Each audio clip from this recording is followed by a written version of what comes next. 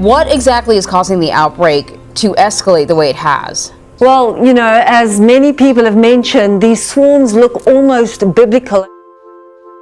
Fruit bats in plague numbers have descended on a Queensland town, bringing unbearable smell, noise and mess, leaving residents at their wits' end. The situation's become even more serious after the problem prevented a helicopter carrying a patient from landing at the hospital. It almost looks apocalyptic, fruit bats in their hundreds of thousands, blanketing the evening sky.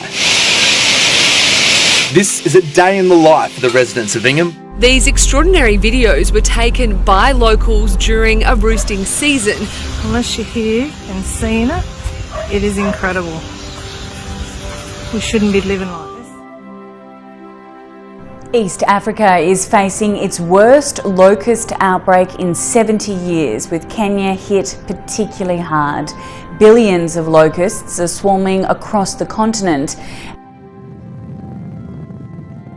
Among the more unsettling images of the week past, a literal plague of locusts, billions of them, ravaging Ethiopia, Kenya, and Somalia in East Africa. The locusts are devouring crops and threatening the food supply of millions. Experts at the UN's Food and Agriculture Organization say the current invasion of desert locusts in eastern Africa is the worst in Ethiopia and Somalia in 25 years and the worst in Kenya in 70 years. The FAO estimates one of the swarms currently over Kenya covers an area of about 2,400 square kilometers and may contain as many as 200 billion locusts. You can see in this video just how massive the locust swarms have been across the region. These bugs have infested farmland and destroyed crops. Farmers are calling on the international community to help prevent a food crisis.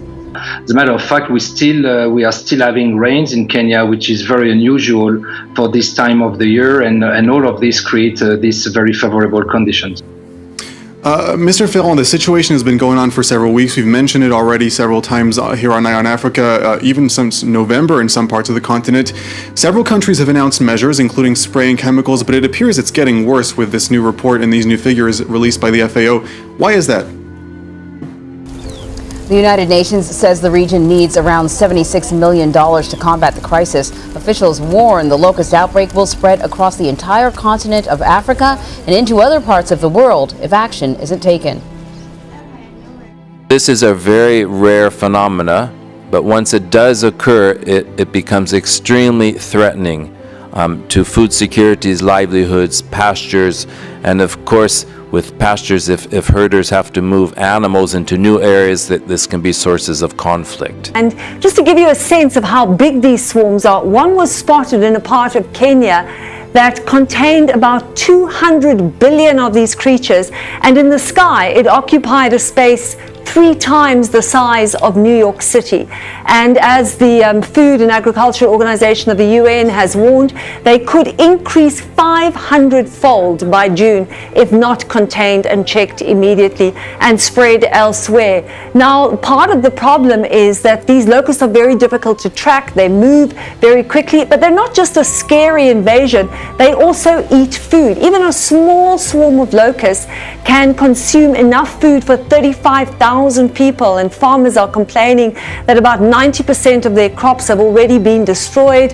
The locusts are now moving towards Uganda and towards South Sudan. South Sudan already under terrible strain from food insecurity. And if you consider that over 20 million people in East Africa are already facing food shortages due to periodic drought and flooding, you have a very serious problem when locusts start eating their only source of food. By April, it's too late because you've then already created this problem. If they get the money soon, then they can start the spraying, because the idea is to get the locusts while they're still young and hopping and before that population booms. It's very difficult to track them, but if you can have some kind of surveillance, you can then follow them, because these locusts can move about 90 miles in just one day. And climate experts are warning that there's going to be continuing unpredictable weather in the Horn of Africa. And so it's going to be very difficult to anticipate when these locusts may breed again and in such quantities. The noise is deafening, the stench worse, but locals are powerless to get rid of them unless they break the law. This is like from a horror movie. And it was like a bat tornado over the town. That's how bad it was. It just seems to me that every bat in Australia is now in Ingham. It's a town under siege, overrun by bats that outnumber the population by hundreds of thousands. It just stinks. It stinks. Infiltrating every corner of the town and putting lives at risk. It's mid-morning in Ingham in North Queensland, and in the centre of the normally quiet town, there's a cacophony of screeches. The problem that we're having is that we're seemingly being influxed by more and more animals, and the roost cannot handle it. The botanical gardens are overrun with bats. Every inch of every branch is covered with them. Mayor Raymond Jayo says they've now reached biblical plague proportions. It's a nightmare. It is a nightmare. It's truly disgusting. Some of the trees are so full of bats, they're constantly breaking from the sheer weight of them. The bus stop, footpaths, even the town's cenotaph are covered in bat feces. But at night, it's far worse. This is what locals here have to put up with every day. There's hundreds of thousands of bats flying around. The noise is horrendous and the smell is putrid and lingers long after the bats have flown away for the evening. This can last up to an hour and is repeated every morning when they return. If you'd come up here and had a look and had to try to live in this area, it would drive you insane. As the colony grows, so do concerns for locals' welfare. The bats have recently moved into trees at the local kindergarten and primary school. Well, Indiana State Insect is known for giving off bright flashes of light, creating some dazzling displays at night, but the light of fireflies could soon be going out as that insect faces extinction. Scientists say the loss of natural habitat, pesticides, and artificial lighting all play a role. Many fireflies rely on chemical reactions in their bodies to draw them to light and allow them to find mates. Light pollution messes with that cycle. Scientists say their goal is to make land managers and policymakers aware of the threat to keep fireflies around longer.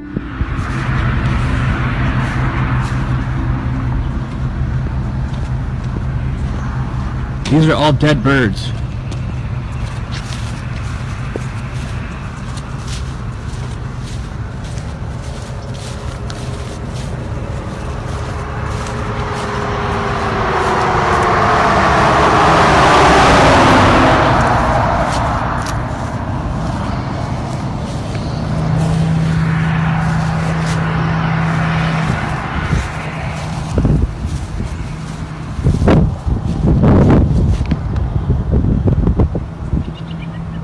All these are birds, dead birds. One of them just flew away.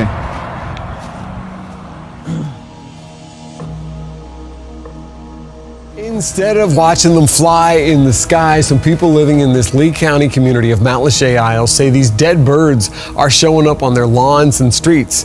4 in Your Corner's Rachel Lloyd is looking into neighbors' concerns about these birds tonight. Rachel? Now, this is just one remaining bird from a cluster of dead birds people found this morning. It's unclear who or what removed the others, but people living here just want to know how they wound up dead in the first place. You can tell by all the bird sculptures that Matlacha Isles a pretty animal-friendly place. But Ron says it's been a tough weekend walking his dog, Groot. He keeps getting distracted, and he's not the only one. Well, when I was walking on the next street over, I just looked down and there's this dead bird just laying on the side of the road. We had 3 on another street, Boatshell and Matlacha. We had about 4. Beatrice Dorino says she's counted up to 20 dead grackles since Friday. It's unusual because it's only here. For the most part, there's no signs of blood or bruising, except for one case. Yesterday morning, there was one that was slightly alive, and a woman tried to get it, and it did fly away, but she saw a puncture wound, so we don't know if it was attacked by something or if it was shot. And Frances Martorella has a few ideas of her own. I thought maybe somebody's poisoning them. or they've got a disease or something that's killing them. Florida Fish and Wildlife Conservation Commission says they're looking into the issue, and until they get to the bottom of it, Motorella's taking matters into her own hands. Literally. She's already collected 3 from Boat Shell Drive. She says she'll hang on to them to pass off to FWC if they need them. Doves are dying in North Dakota. So we're focusing on our feathered friends who've contracted a deadly virus. And as we report in tonight's top story, the Game and Fish Department is working to document the extent of this disease outbreak. There are still so many unknowns. Why this year? Why? Where did it come from originally? Will it be around next year? But State Game and Fish veterinarian Dr. Charlie Bonson is helping to find those answers. He says the virus was first discovered in the United States in 2009, but until now, it had never been reported in North Dakota. It's called pigeon paramyxovirus 1, which it's a mouthful, but it's this virus that seems to be very specific to primarily Eurasian collared doves, but also pigeons, maybe mourning doves. He says at this point it seems to be specific to the Bismarck-Mandan area. In 1 week, there were more than 40 reports, but many more dead doves are coming into this lab, 2 more just today. The first report was from some just concerned backyard bird watchers. They noticed a number of Eurasian collared doves that were fine one day and dead or near dead the next day. They'll usually have a full crop. They just ate a bunch of food. They've got good fat stores on them. So it's really a very fast, acute disease. And as the Game and Fish continues to look for answers, like why the flare-up and why now, some alarming news today for millions who live along the Great Lakes. The Army Corps of Engineers says 3 of the 5 lakes, Michigan, Huron, and Superior, broke January records for water levels. And as Dean Reynolds reports, all that water is now forcing many with waterfront property into a battle to save their homes. The other day, Tish Ganser looked out on the waters of Lake Michigan, the final resting place of her house. Built by her grandfather, most of her lakefront cottage fell off a cliff on New Year's Eve, leaving only a bit of foundation. I just can't believe how much of it is gone. I'm not a rich person, and I really don't know how I'm going to get out of this. With those 10 to 14 foot waves out here. Nick Bonstell, the director of the Ottawa County, Michigan Emergency Management Team, noted that the lakes were at or near their lowest point as recently as 2013. Nobody has seen how quick and how much property has been lost in such a short amount of time with this type of erosion. Across the Great Lakes, the inundation has been accompanied by more frequent and intense storms that have stripped away the sandy base of beachfront homes. There's so many wonderful memories. Rita Alton lives in Manistee, Michigan. Her nearly 70-year-old home lies a few feet from disaster. A third of a mile of her property has already washed away. I'm just sitting here waiting for the rest to go down. A desperate effort by homeowners is now underway to move their houses away from the approaching cliffs or build stone barriers to retain the shifting sands below.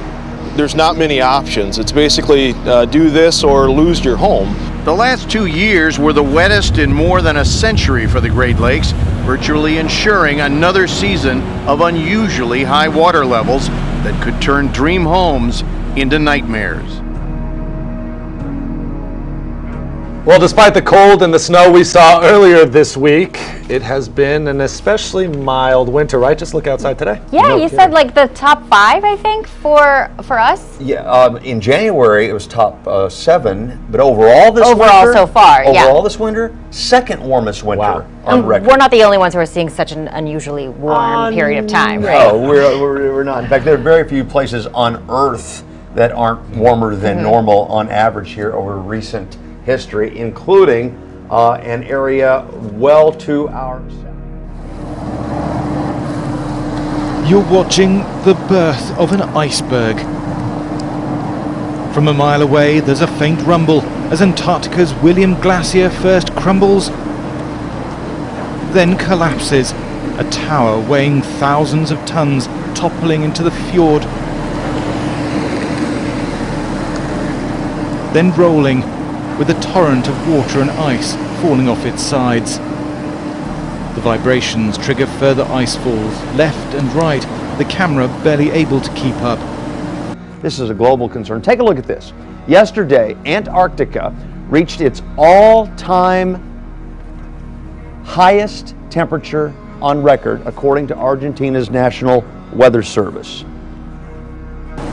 While a crewmate filmed up on the bridge of our British Antarctic Survey ship, there was astonishment. So as I say, you've got bits of it moving this way. The whole front then moved off to the right, and then it just started another cascade further and further and further down the glacier, at which point we were already turning round to make our way out into deeper water, because we just really weren't sure exactly how much more of it was going to collapse. But the whole face of the glacier, as you're looking at it now, is a completely different vista to what it was 2 days ago. But a few hours later, we venture back in. The huge iceberg is grounded on the seabed. Offcuts are still splitting and spinning.